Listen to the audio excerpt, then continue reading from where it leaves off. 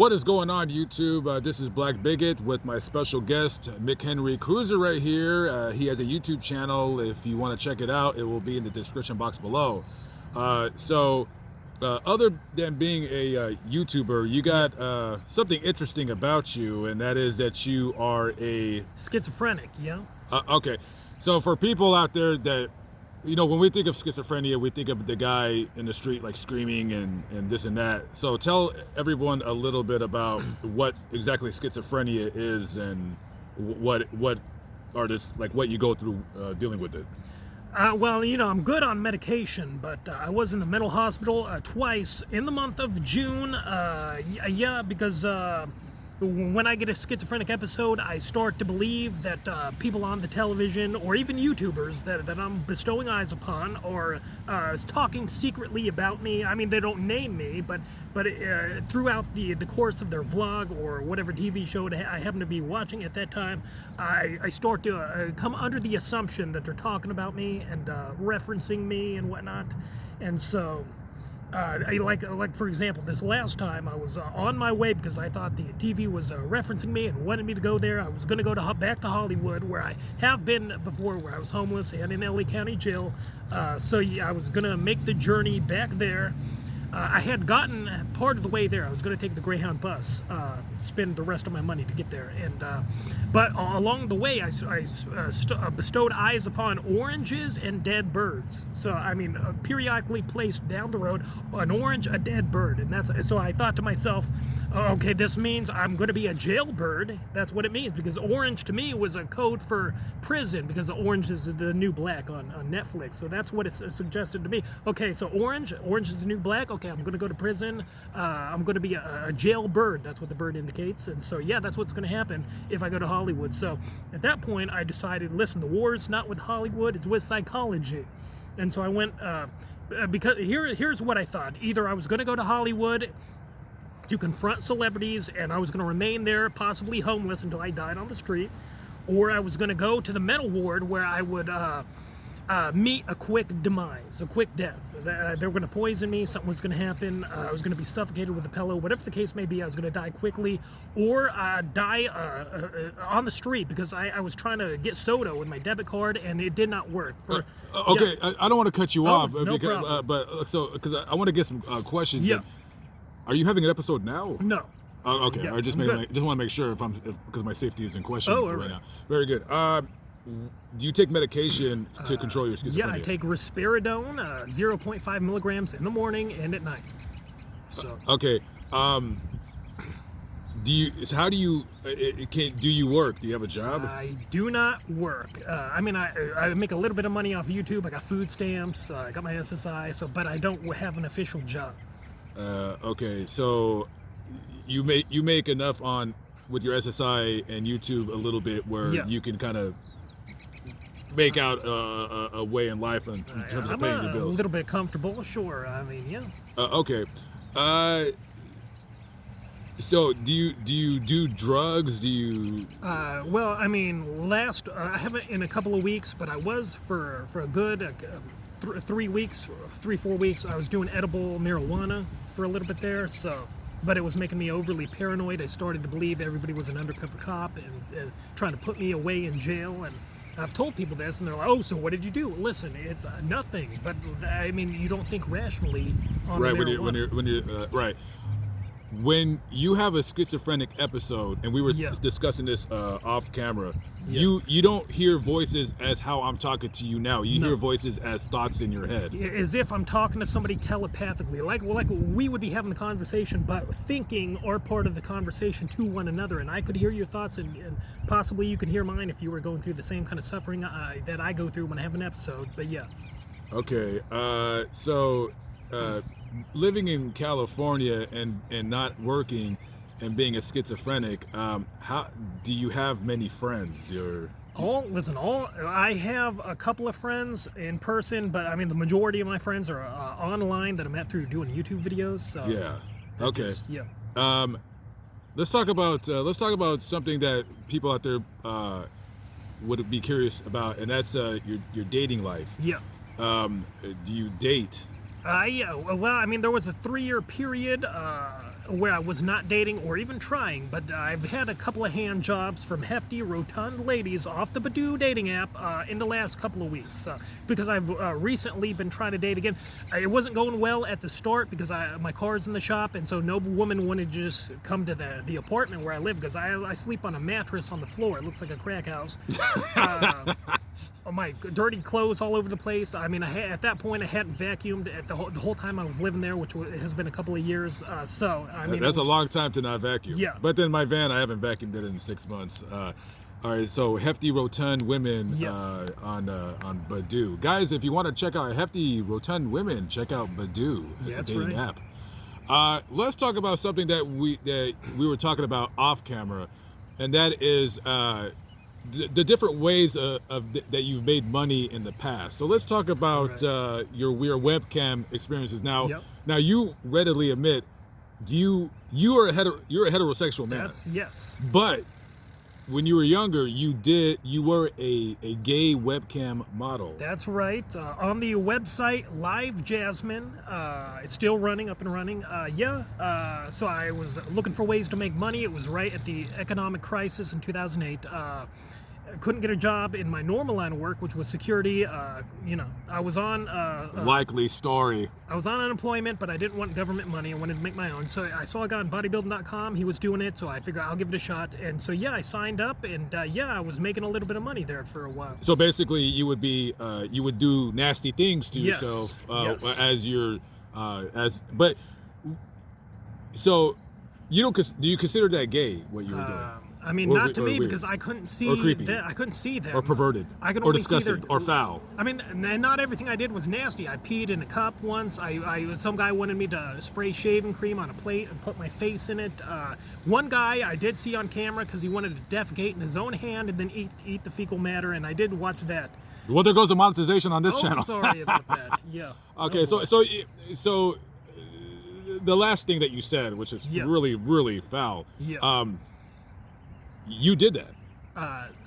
No, I mean, eat the poop. No, I didn't do that. Some older man did it, and he wanted to turn his camera on because normally I'd shut the camera. They could turn it on, but I could shut it off, and that's typically what I did. But he wanted to eat the defecation, and so I'm like, okay, I'll watch it because I didn't think it was serious. And he did defecate, and then eat the contents of that. So yeah. So you wouldn't. So when you did this gay webcam modeling, you wouldn't watch them. You would always turn their camera off, so you're not watching them. Yeah, if they tried to turn it on, and periodically they did, I would turn it off and just pretend like I was watching them. They couldn't tell either way. Okay, so they would want you to watch them. Yeah. And they want to see me too. It's an interactive thing, but I pretend as though I was watching them, although I shut the camera off, so I was not actually watching. Okay, I get it. Okay. How long have you been getting away from that creepy subject? How many years have you been on YouTube? Like 10 years and 4 months, I believe. I started in October of 2009. That's when I started my first channel. Okay. Tell everybody why they should subscribe to you. What's your channel about? Well, I mean, basically, my schizophrenia, all my various psychotic disorders, that's what I used to talk about and whatnot, anything going on in my life. But lately, I've taken a new plot twist. I've become a villainous heel, and I've been standing up and defending Onision here on this platform, who's been accused of, child grooming. Right. And which is another word that won't get me monetized in this video, but it's okay. Yeah. Child grooming. So you defended Onision. Yeah, in several videos, and I've been going after his enemies. I'm talking about Jacqueline Glenn, Blair White, Repsion, all his various enemies that he has on this platform. Yeah. I might get into that later on. I have my own personal opinion about that. Yeah. So you don't want on YouTube. You don't want to be that villainous heel that you go around and trolling people per se, but I do. That is exactly. I want to be. I mean, it's worked for people in the UFC. They turn heel. Chael Sonnen and various other ones have reignited their career by going heel, turning heel, and making people hate them and whatnot. But people want to pay to see them get their ass kicked. And with me, I'm not getting into a fight unless Jimmy the Hobo comes down here and beats me up. Jimmy the Hobo. Yes, you guys don't care for each other, but Jimmy the Hobo's a nice guy, Yeah. and I wish him, if he's watching this, which I'm pretty sure he is, I wish him all the best with his lovely lady up in the great snowy north, rainy north of Vancouver, BC. So it's okay to say that you live in Modesto. Sure. I mean, I say it all the time. What is a paranoid schizophrenic loner? That's what you describe yourself as. Yes. I'm not dissing you. That's what you said you are. Yeah. What do you do all day? What is a paranoid schizophrenic loner? What's your typical day? I'll get up. I'll spray some deodorant on. Do you use Axe? I use Braun, the spray can. Oh, okay. A green spray can. So I'll go to McDonald's. I'll get either a coffee or one of their flavored beverages and whatnot. I'll gently sip them as I'm sitting in the McDonald's. I'll read some Reddit there or listen to some music, whatever they got playing, till I empty the contents down my esophagus. I'll go back home and typically watch some YouTube, some Netflix, listen to some Spotify music on there, the Beatles or Oasis. I mean, that's typically one of those two bands. And talk to people on Messenger, think about video ideas, who I want to attack next, what kind of angle am I going to utilize here on my channel, and make some prank calls. I got another channel, a prank call channel, same name, McHenry Cruiser. Yeah, and that's pretty much what I do. Yeah, check out his prank call channel, which is also McHenry Cruiser. Maybe you might want to I'll change the name to I'll change that. Something else. Let's talk about, so you said earlier that about the hefty, rotund ladies. Yeah. Do you find it hard to get laid when you're a paranoid schizophrenic loner? Yeah, well, with attractive women or average-looking women, because they don't respect people on Social Security, or my living situation, because I have a roommate, a mattress on the floor, a room's not nice. I mean, I'm a scumbag. I dress like shit. That's a word that's. Yeah, it doesn't matter. Yeah. This video's already lost. Yeah. Yeah, it's a lost cause. Saving this video. So you're kind of like me in the sense that you recognize that you dress. I mean, you're not dressed like a bum, but I wouldn't wear those jeans personally. Yeah. But then again, nobody would, wear this shirt. Yeah. So when you do get laid, Right. It's usually by a lower form of women. Like I mean, have you seen Deuce Bigelow, the movie, where he's a gigolo, but with the undesirable ladies? That's my dating life. So the undesirables. So if there's any undesirable ladies in the Central California area, please hit up this man. Because if nobody else wants to fuck you, he probably will. I will. I will too. I'm a low brow. People don't understand. I can get really, really low, like lower than a snake's belt buckle. Oh wow. Low. So if you meet up a chick, like let's say she's okay. Let's say she's under 300 pounds. Right. Do you take her to a motel or do you take her to your mattress on the floor, crackhead, haven't vacuumed the floor in 2 years, room in your buddy's house? The last couple, and there was a 3-year hiatus where I wasn't dating, but the last couple, in the room, and I mean, I didn't mind it with them because they're hefty, they're rotund. I mean, we're talking about over 2 bills here each. One of them looked kind of like a butch lesbian, I guess. So those are my favorite. Yeah. So I mean, so we're not talking about ones I gotta impress. So I mean, I'm the prize in their eyes, I believe. So where do you take them out on a date to? I don't. I'm just like, listen, come on over. We'll cuddle. That's pretty much. So you're like the cuddler. Yes. Yeah. Okay. I think you got the inside track on a thing that you do with hefty rotund ladies. Yeah. Because you're pretty somewhat thin. You're regular size. Yeah. So and a lot of hefty ladies out there, you fantasize about being with a normal sized man because you don't want to bang a big fat guy, such as myself, because then it just doesn't work. It's like 2 balls bouncing together. Wow. We don't want to do that. What's this sound? You know that sound, huh? That's disgusting. Yeah.